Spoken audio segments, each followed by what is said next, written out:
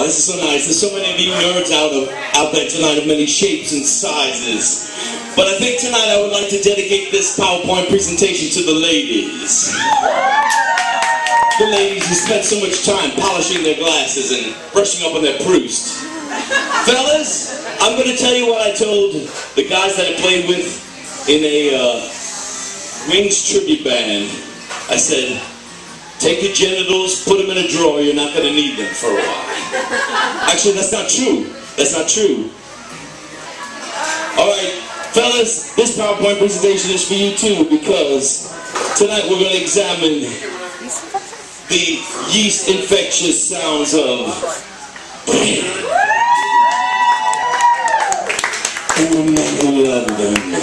That's right. You know, even though that Bread made songs that were gentle enough for a lady, like Make It With You, It Don't Matter to Me, If, Diary, Aubrey.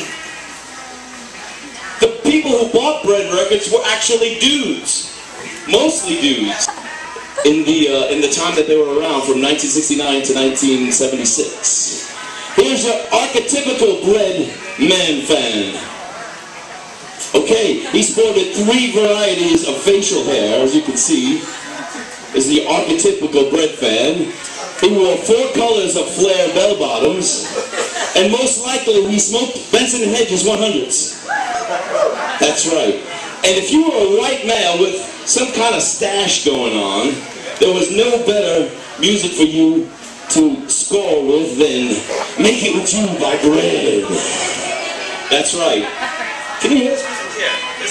Here's a little snatch of Make It With You.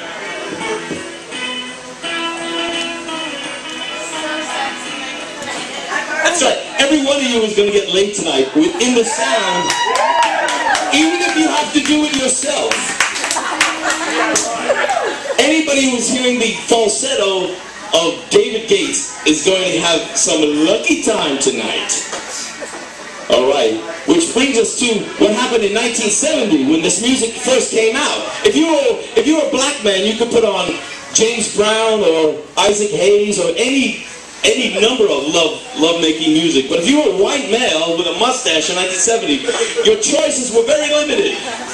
You had Bread, you had Lothar and the Hand People, and the only reason Lothar and the Hand People are even on this list is because they had a record that used to count back from 100, so you could hypnotize some women with that record. Grand Funk! Grand Funk isn't even, oh look at this, First Base, yeah, it's pretty good, you know, Mark Farner, no shirt, oh, it's just nothing. Right, it does not go all the way, but look at Bread, it just keeps going and going. That's right. Soft rock had no better friend than David Gates and Bread, or as they were known in the South, Bread.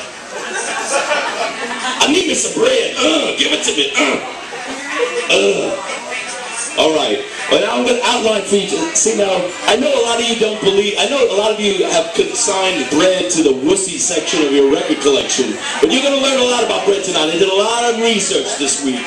And then you're going to see in just a moment the 5 rotten reasons why men love them some bread. Okay, reason number 1. Reason number 1. Make It With You was the date rape drug of choice in 1970. That's right. 42 summers ago, Make It With You was the #1 song. Alright? And why was Make It With You like musical Spanish fry? Let's examine. Chicks can't resist a song that begins with the word hey. It's a proven fact. And I'm going to prove it right now. Ladies, this is for you. When you see a song that begins with the word hey, I want you to scream as loud as you can, okay? Let's see, a song that begins with Hey, Good Looking by Hank Williams. Hey, Hey, My by Neil Young. Hate You by Beatles. Everybody loves the Beatles. Hey You by Pink Floyd. Oh, okay, well, the nerds are divided on the merits of Pink Floyd, but Hey Baby by Bruce Chanel. Anybody remember that one? Hey, hey, baby, I wanna know if you'll be my girl. Hey Man, Nice Shot by Filter. Alright. Hey Now by Hillary Duff. I thought this was going to be an all-ages show. What the fuck's going on? Hey, won't you play another somebody, done somebody wrong song like DJ Thomas? And last but not least, Rock and Roll Part 2 by Gary Glitter. That song is nothing but the word hey. There's no other words in that fucking song. Okay, so it proves that women can't resist songs that begin with the word hey. Okay, chicks also can't resist a song that contains reluctant poetry. Now, what do I call reluctant poetry? I call reluctant poetry, I may be chasing rainbows, but baby, it goes. Alright? Now, if you're at a party, who do you think's got a better chance of getting laid? Poet laureate or the drummer for bread? The drummer for bread. Ah, give me some bread. I need it. Okay, another reason why Make It With You is like musical Spanish fly. David Gates' non-threatening voice reminds chickaroos of Anne Murray, not Robert Plant. That's very important when you're putting on makeout music. You don't want to have music that reminds women of Robert Plant. You want somebody that sounds a little bit like Anne Murray. Spread your tiny wings and fly away. Alright. And it worked for the men too, because men would think David Gates' non-threatening voice reminded them of Anne Murray, except less Canadian.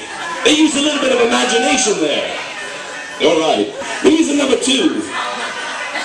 Bred with dudes and made a heck of a lot of dude rock. See, now, the thing that people don't know is that all the singles were ballads, but all the albums were full of dude rock. That's right. And now, I want to introduce you to the dudes of Bred. See, now, you notice something familiar about them from earlier in the presentation? Haha! See, look at that. Look at that. That dude's got that one. That dude's got that one. That dude's got that one. The guy who said, oh, I'm too cool not to have anything. He's got that one over there. So they were cross-marketing, ladies and gentlemen. They were cross-marketing. The dudes knew that women wanted Ken with my hair. Okay, here's some more dude. If you study dudes, how many people study dudes? You know what the study of dude is called? Deuteronomy. Yes, the study of dudes. Here's another deep fact. This is their original drummer, Jim Gordon. Jim Gordon, who later wrote the piano coda to Layla. He killed his mother with a hammer when the voices in his head commanded him to do so. Yeah! Oh, dude! Alright, so Soft Rock My Ass. They have a mass murderer playing drums on the first album and the first couple of singles. Alright. That's what... This is just the research, ladies and gentlemen. I'm not cheering the fact that he killed his mother with a hammer. I'm just saying that's why dudes gravitate to this shit. Alright, what else do we got? Oh, what's more dude than an intra-band rivalry, okay? Now, you had James Griffin, the guy that was too cool to grow any facial hair. He wrote the lion's share of the dude rockers on the album, like Truckin', Down on My Knees, and I Don't Love You. He never got even so much as a single song on the A-side of a Bred single. Meanwhile, David Gates, he wrote all the sappy ballads that became huge worldwide hits. And the only song he wrote that ever flopped was a song he let James Griffin sing. And you know what that song was called, ladies and gentlemen? That song was called Mother Freedom. Would anybody like to hear a little bit of Mother Freedom? You don't have to say yes because I brought the record with me. I won't feel bad. Really? Okay, man.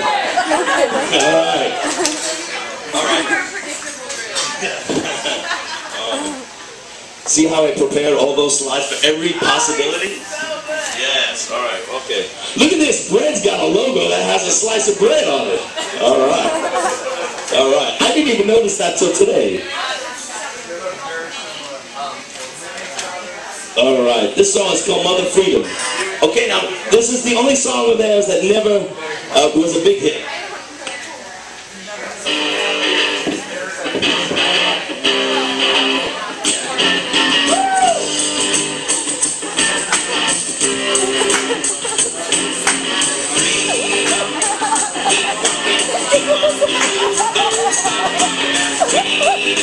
It sounds like fucking Fog Hat.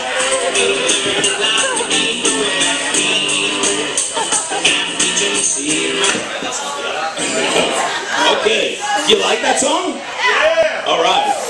Well, if you were around in 1971, maybe you could have changed the course of history and turned Bread into a dude rocking band, but such was not the case. Okay, now, the weirdest thing was, does everybody know the song in 1972, one of Bread's biggest all-time hits was Everything I Own. It goes something like this. I actually bought this record, but I don't have my original copy. I had to go buy this at Revolver across the street because I had to climb out of the window because I didn't know the chick was married. So I couldn't. All right.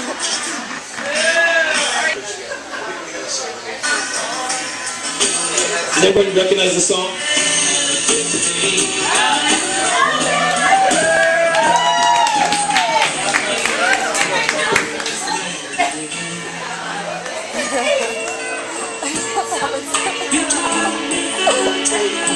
Okay, now if you bought this record like me, this is the song that was on the back of it. Okay?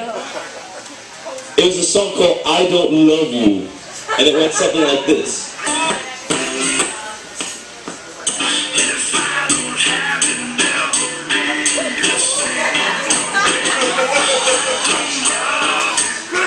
I mean, that's the most schizophrenic single I've ever heard. You could empty out a pizzeria if you punched up the wrong song in 1972. Alright. So now, with this kind of power struggle in a band, but it's kind of like that episode of Star Trek where you got the captain of the ship, that's this guy, and Captain Kirk, he goes through the transporter, gets split up, and he turns to the ear, what's going on?